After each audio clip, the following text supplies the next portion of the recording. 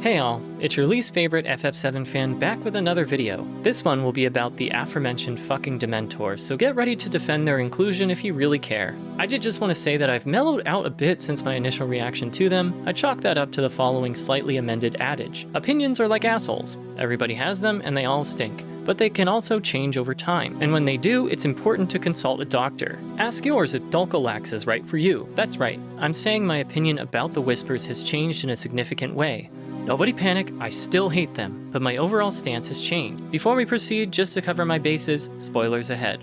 As stated in my previous video, I think Square Enix made calculated moves that appear to reveal a fundamental lack of trust regarding the original fanbase, the Whispers being the biggest example of this so far. The team took on the Herculean task of remaking one of the most beloved JRPG experiences ever made with one of the most passionate and opinionated fan bases. In some respects, I can't fault Square Enix for appearing so calculating. The remake has been something so many have been pushing for so long. There has been a lot of demand and anticipation for this, and a lot of expectations regarding what it should be. That's an immense amount of pressure for any team, big or small. Even a battle-tested giant like Square Enix, the actual owner of the original IP, wisely approached this task with care, though I take issue with some aspects of their approach. Now, my initial reaction to the Whispers was an incredibly violent one. I hated them because I couldn't help but see a caricature of myself in them. I don't think that was an inappropriate leap for me to make. I think Square Enix meant for them to be a metonymic manifestation of FF7's original context, inclusive of us original fans, especially in the face of the substantial updates to the plot. Obviously, they serve a purpose within the actual narrative, and their presence is justified by how the FF7 Remake's world as such works. I think that's important to clarify because I'd like to move beyond that and consider why the creative choice was made to include them at all, and why I don't like it. If you hate speculations of this nature and would prefer to just consider the Whispers as they exist within the narrative, then this will not be a fun video for you, and that's perfectly okay. You can certainly stop your reading of the Whispers at simply their purpose within the narrative.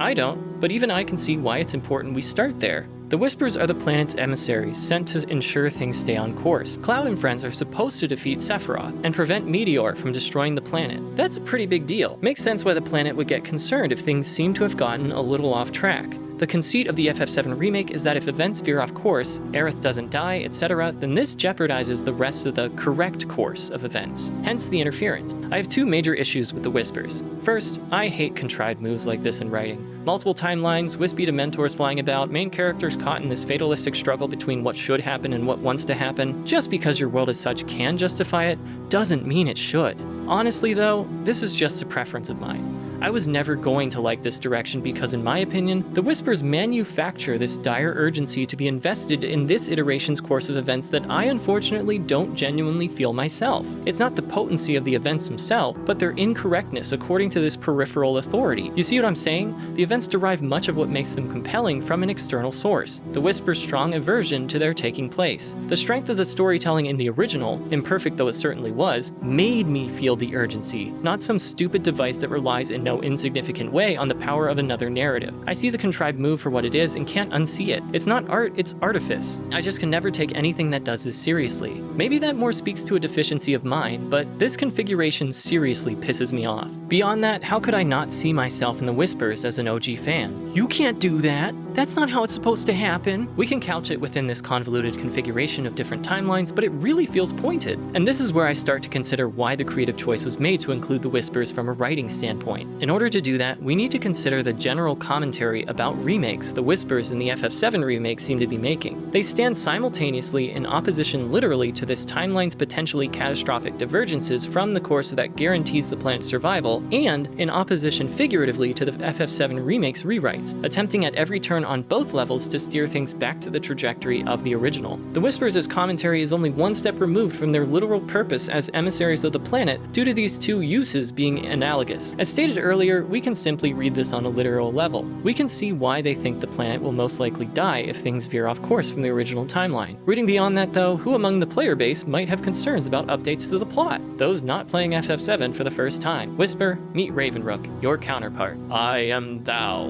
and thou art... Whoops, wrong franchise. Jokes aside, I read the whispers as a nod to the very real and honestly valid compulsion to safeguard the integrity of the original in the face of a remake. I think Square Enix was trying to make a commentary on just that with the whispers. No, I'm not a dumb little baby. I think remakes can actually be really good, primarily because they allow the creators of a remake to provide the audience with opportunities to work through those initial apprehensive feelings to ultimately arrive at new and interesting places that enhance the love for both the original and the remake. As I said, the whispers seem to be Square Enix's attempt to do just that, with the original fanbase and newcomers alike, but again, I take issue with the overall execution. Like, I appreciate the whispers as what appears to be a gesture to the original context, myself included. My main complaint is that instead of feeling seen, the whispers make me feel like Square Enix saw me coming. And that's unfair because I really wanted the FF7 remake. My biggest problem with it is the fact that the writers felt the need to make a very definitive statement on how the original context applies. And that makes me think they didn't trust us enough to come into this with an open mind. Why else would they implement such an incredibly contrived mechanism that gives them so much control? Because not only do the whispers embody the original context, they also rob me of my own reaction to the remake's updates because the whispers react for me. By setting it up this way, Square Enix ensures their ability to exercise control so complete that it eclipses the player's own natural desire to bring in the context of the original in meaningful and personal ways, and I especially take issue with that. I'm trying to work through it, but that might be unforgivable for me. And though I still feel this way, I've mellowed out a bit and warmed up to what the whispers could have been. In their current configuration, the whispers act as a story-sanctioned means by which Square Enix can preempt the player's own application of the original context in response to changes in the remake's particular meaning-making space. Their attempts to preempt from the use of the whispers to the implementation of classic mode reveal some disappointing things, at least to me, about their lack of faith in us original fans. Like I said in my extra video about classic mode, I wanted a remake just as much as anybody else. I'm certainly not happy about some of the creative decisions, but most of my disappointment actually comes from what I feel speaks to Square Enix's own calculation, because I was excited to see how the remake would handle certain things and change them. Like with any remake, there will be things that are improved and things that aren't. That's just the reality of the creative process, and I wanted space as the player to bring in the context of the original and make meaning of the differences and the inevitable tension between the two iterations in my own ways. Instead, a lot of the design and writing choices seem to be efforts to take control. You may have played it, you may have loved it,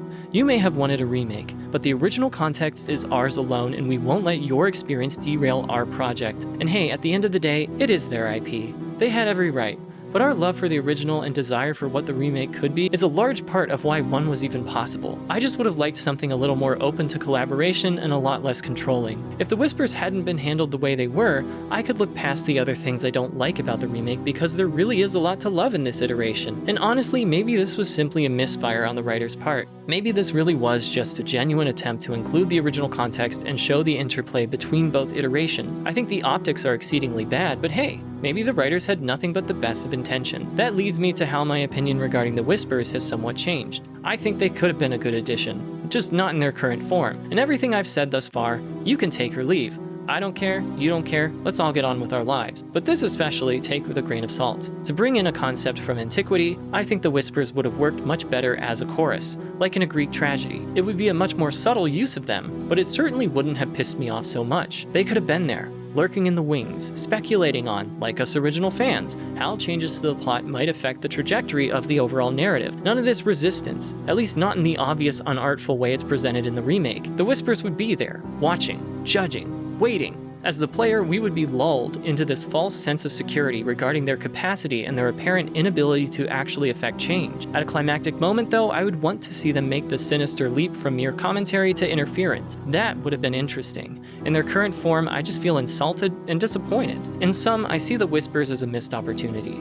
Personally, I wouldn't have used them at all, but I think they could have been employed as an interesting way to juxtapose both FF7's contexts in meaningful ways, but the writers were much too heavy-handed. At the heart of the issue, I see a fundamental lack of trust in a section of the player base, namely fans of the original. In the face of the original fan base's overwhelming love for FF7, any team would have needed to exercise the utmost care in taking on the remake. I think somewhere along the way that care turned to fear of the perceived response to the changes in the remake, which gave birth to this urge to control and, more importantly, control 4. I know my opinion doesn't represent a very large part of the remake's player base, but at least in my case, this just rubs me the wrong way because the whispers got in my way in more ways than the devs clearly intended. I'm excited to see the story open up with Rebirth, but I go into it with a sour taste in my mouth.